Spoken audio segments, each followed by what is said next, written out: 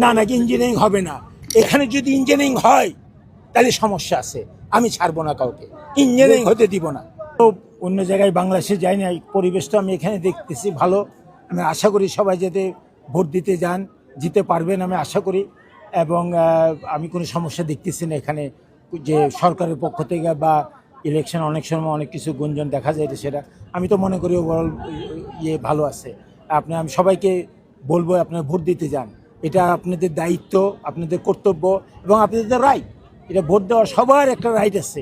আপনারা সবাই দল নির্বিশেষে আপনারা যাকে ভালো মনে করেন তাকে ভোট দেবেন। আমি এখানে আসছি আমেরিকান সেনেটর হিসেবে না, আমি আসছি এখন আমার জন্মস্থান এখানে, আমি এখানকার ছেলে, আমার ভাইয়ের হাঁস মার্কা রান করতেছে, আমার ভাইকে আমি সাপোর্ট করতে আসি, আমি কোনো পলিটিক্যাল পার্টিকে সাপোর্ট করতে আসি না।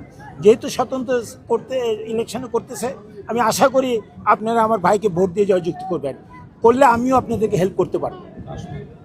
হাঁস মার্কা কি আমি স্পেসিফিক্সও বলতে পারি না, কিন্তু আমি অনেক কিছু সরকারের সাথে, একজন যদি পার্লামেন্টে যায় আমার সাথে যে ডাইরেক্ট যে যোগাযোগ থাকবে, ভাই হিসাবে আমি তাকে অনেক সাহায্য করতে পারি, ও যাতে সাকসেসফুল হয় এলাকার জন্য। আমি তো আমেরিকাতে বসে কিছু করতে পারবে না, শেখ মুজিবুর ইকবাল সে করতে পারবে, আমি তাকে সাহায্য করতে পারবো জাতীয়ভাবে আমার যেখানে আমার স্থান থেকে।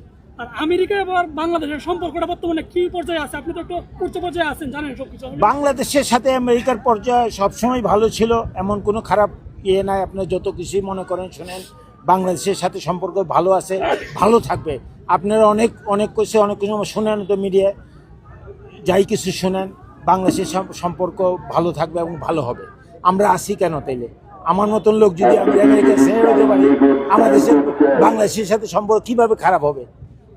হয়তো এখানের পলিটিশিয়ানরা এরা হয়তো জানে না, এরা মনে করে এরা অনেক কিছু করতেছে, রাইট? পলিটিশিয়ান আমেরিকার বড় বড় পলিটিশিয়ান আমাদের মতন লোককে জিজ্ঞেস করে, আমরা যা বলবো অনেক কিছু ওইভাবে চলে হয়। তো আমি তো দেশের খারাপ চাই না, বাংলাদেশের ভালো চাই।